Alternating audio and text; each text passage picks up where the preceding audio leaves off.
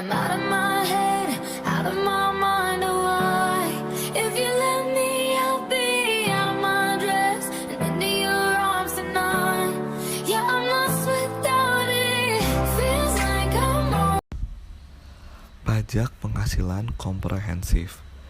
Penghasilan adalah kenaikan manfaat ekonomi selama periode pelaporan dalam bentuk arus masuk atau peningkatan aset, atau penurunan liabilitas yang mengakibatkan kenaikan ekuitas yang tidak berasal dari kontribusi penanaman modal. Penghasilan meliputi pendapatan dan keuntungan. Pendapatan adalah penghasilan yang timbul dalam pelaksanaan aktivitas yang biasa dan dikenal dengan sebutan yang berbeda, seperti penjualan, imbalan, bunga, dividen, royalti, dan sewa. Sedangkan keuntungan mencerminkan pos lainnya yang memenuhi definisi penghasilan, namun bukan pendapatan. Beban adalah penurunan manfaat ekonomi selama suatu periode pelaporan dalam bentuk arus keluar atau penurunan aset, atau terjadinya liabilitas yang mengakibatkan penurunan ekuitas yang tidak terkait dengan distribusi kepada penanam modal. Pendapatan komprehensif lainnya. Pendapatan komprehensif lain adalah total penghasilan dikurang beban yang tidak diakui dalam laba rugi, sebagaimana yang disyaratkan dalam SAK lainnya. Komponen pendapatan komprehensif lain meliputi 1. Perubahan dalam surplus revaluasi. 2. Keuntungan dan kerugian aktuarial atas program manfaat pasti yang diakui. 3. Keuntungan dan kerugian yang timbul dari penjabaran laporan keuntungan dari entitas asing. 4. Keuntungan dan kerugian dari pengukuran kembali aset keuangan yang dikategorikan sebagai tersedia untuk dijual. Dan yang kelima, bagian efektif dari keuntungan dan kerugian instrumen lindung nilai arus kas. Entitas mengungkapkan jumlah pajak penghasilan terkait dengan komponen dari pendapatan komprehensif lain, termasuk penyesuaian reklasifikasi, baik dalam laporan laba rugi komprehensif atau catatan atas laporan keuangan. Komponen dari pendapatan komprehensif lain dapat disajikan dengan salah satu cara berikut. Yang pertama, jumlah neto dari pajak terkait atau jumlah sebelum dampak pajak terkait disertai dengan total pajak penghasilan yang terkait dengan komponen tersebut. Laporan laba rugi komprehensif. Entitas menyajikan seluruh komponen pendapatan komprehensif atau pos penghasilan dan beban yang diakui dalam satu periode. 1. Dalam bentuk satu laporan laba rugi komprehensif di mana semua pos penghasilan dan beban yang diakui dalam satu periode. Atau 2. Dalam bentuk dua laporan yang terdiri dari 1. Laporan yang menunjukkan komponen laba rugi, dan 2. Laporan yang dimulai dengan laba rugi dan menunjukkan komponen pendapatan komprehensif lain. Selanjutnya saya akan menjelaskan pajak penghasilan berganda. Pajak berganda terjadi ketika dalam suatu transaksi lintas batas negara terdapat lebih dari satu negara yang mengklaim hak pemajakan berdasarkan salah satu faktor penghubung. Faktor penghubung tersebut bisa atas dasar personal connecting factor atau objective connecting factor. Konflik antar jenis faktor penghubung menyebabkan lebih dari satu negara diberikan klaim hak pemajakan atas suatu transaksi ekonomi yang sama. Selanjutnya, ada karakteristik konflik penyebab double taxation. Pertama, resident source conflict, di mana pajak berganda yang terjadi karena satu yurisdiksi mengenakan pajak karena merasa berhak memajaki penghasilan yang bersumber di negaranya, atau source principle. Dan yurisdiksi yang lain merasa berhak memajaki karena penghasilan diterima oleh penduduknya, atau resident principle.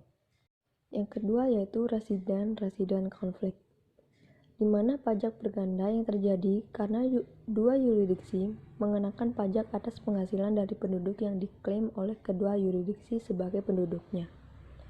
Kedua yurisdiksi mengenakan pajak dengan menetapkan resident principle.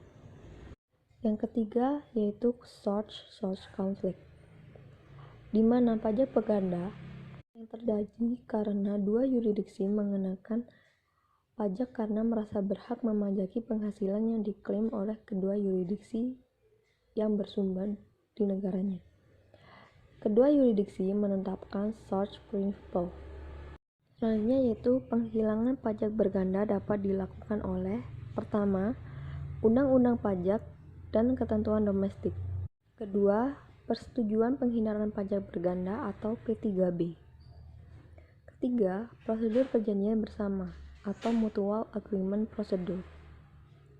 Dan keempat yaitu arbitrase internasional. Ada juga metode-metode penghilangan pajak berganda. Yang pertama ada deduction method, yaitu penghilangan pajak berganda dengan mengurangi pajak yang dikenakan di luar negeri dari penghasilan yang diperoleh dari luar negeri pada saat menghitung pajak terutang di dalam negeri. Yang kedua yaitu exemption method, penghilangan pajak berganda dengan tidak memperhitungkan penghasilan dari luar negeri saat menghitung pajak terutang di dalam negeri. Dan yang terakhir yaitu credit method, yaitu penghilangan pajak berganda dengan memperhitungkan pajak yang dikenakan di luar negeri dengan pajak terutang di dalam negeri. Sistem pajak penghasilan semi berganda menggunakan tarif pajak nominal berbeda untuk berbagai jenis pendapatan, biasanya dengan memajaki beberapa bentuk pendapatan modal pribadi dan perusahaan dengan tarif rendah dan sharing datar dan bentuk pendapatan yang tersisa pada tingkat yang lebih tinggi dan progresif. Diskusi di atas menguapkan bahwa tidak ada negara yang menggunakan sistem pajak penghasilan ganda yang komprehensif atau murni. Dalam praktiknya, sebagian besar negara-negara OECD dapat dikategorikan memiliki sistem pajak semi-dual atau semi-komprehensif. Sistem pajak penghasilan semi-ganda didefinisikan sebagai sistem pajak yang menggunakan tarif pajak nominal yang berbeda untuk berbagai jenis pendapatan, biasanya dengan memajaki beberapa bentuk pendapatan modal pribadi dan perusahaan dengan tarif rendah dan sharing flat dan sisa bentuk pendapatan pada tingkat yang lebih tinggi dan progresif. Seperti yang ditunjukkan sebelumnya, perbedaan antara sistem pajak penghasilan pribadi semi-dual dan semi-komprehensif tetap menjadi masalah interpretasi karena batas antara penokohan ini tidak mudah untuk digambarkan. Namun, sementara sistem pajak penghasilan semi ganda memajaki sebagian besar jenis pendapatan modal dengan tarif rendah dan sharing datar yang menyimpang dari tarif pajak progresif atas pendapatan tenaga kerja. Sistem pajak penghasilan semi komprehensif memajaki sebagian besar jenis pendapatan modal pada tingkat tinggi dan seringkali tarif progresif yang dipungut atas pendapatan tenaga kerja juga. Kelemahan lain adalah perbandingan ini tidak termasuk capital gain yang dikenakan pajak berbeda dari pendapatan dividen di banyak negara OECD. Selain itu, beberapa negara anggota memiliki tarif pajak yang berbeda tergantung pada sumber pendapatan bunga dan atau memiliki insentif pajak khusus jenis rekening tabungan atau wasit tertentu.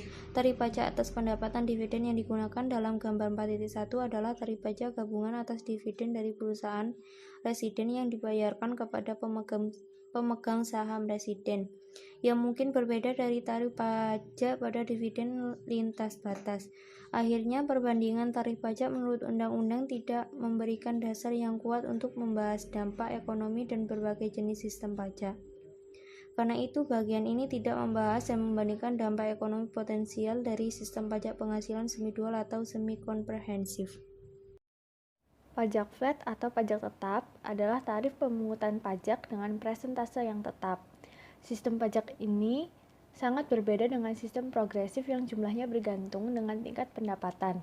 Pajak tetap memberikan kemudahan dalam kode pajak yang dilaporkan telah meningkatkan pelayanan dan menurunkan biaya pemerintahan. Sistem pajak tetap ini memungut tarif pajak proporsional untuk semua laba bersih, dalam kurung pendapatan modal, pendapatan tenaga kerja, pendapatan lainnya dikurangi semua pengurangannya. Ini menyiratkan bahwa upah dan pendapatan modal dikenakan pajak yang sama dan bahwa nilai tunjangan pajak tidak tergantung pada tingkat pendapatan. Fitur umum dari semua proposal pajak tetap adalah bahwa pengenalan tarif tunggal dikombinasikan dengan penghapusan semua atau sebagian besar tunjangan pajak dan kredit pajak. Terutama pada penghapusan tunjangan seperti itu yang membuat proposal pajak tetap lebih sederhana daripada sistem progresif yang ada. Selain itu, sistem perpajakan disederhanakan lebih jauh jika tarif tetap yang sama diterapkan untuk pendapatan pribadi dan perusahaan karena hal ini mengurangi atau bahkan menghilangkan insentif pajak untuk pengalihan pendapatan antara sektor pribadi dan perusahaan. Namun, tarif pajak yang identik tidak cukup untuk menghilangkan insentif ini karena mereka juga tergantung pada definisi basis pajak.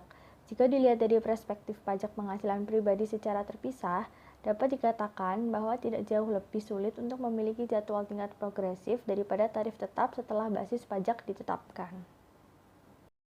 Selain itu, jadwal tingkat progresif menyiratkan bahwa insentif untuk penghindaran pajak meningkat dengan pendapatan, yang kemudian secara negatif mempengaruhi pendapatan pajak dan efisiensi sistem pajak dan dapat merusak keadilan sistem pajak. Kemudian pada gilirannya dapat berdampak negatif terhadap moral pajak, meningkatkan biaya penegakan dan administrasi memiliki jadwal progresif yang lebih jauh. Di sisi lain, insentif untuk menghindari pajak mungkin akan lebih dipengaruhi oleh tingkat daripada jumlah tarif pajak. Selain pajak pendapatan pribadi, sebagian besar negara memungut kontribusi jaminan sosial hanya pada pendapatan tenaga kerja. Kontribusi jaminan sosial kemudian merusak kerataan sistem pajak jika mereka tidak memberikan hak aktuaria yang adil kepada kemungkinan manfaat sosial di masa depan yang mungkin bergantung.